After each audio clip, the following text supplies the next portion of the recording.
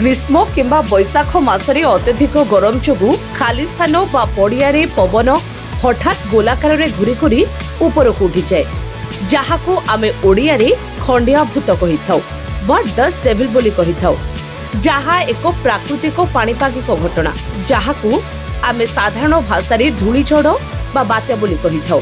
किंतु काहेकि कुहा जाए खंडिया भूत, कौन रहिछि कारण? यह एक घूर्णिपायु जहाँ साधारणतः धूली पत्र एवं अलिया आवर्जना को निज सहित उपरकू टाणी नहीं थाए। यह देखिबाकू एक खंब परी बा लंबा घूर्णिमाल परी लागे।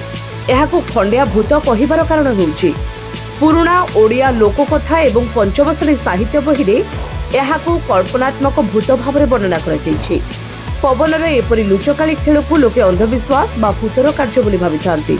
प्रकृत में यह कौनसी अलौकिक शक्ति नुहे, बरं वायुमंडल में तापमात्रा एवं चापर परिवर्तन जोगु यह सृष्टि होता है।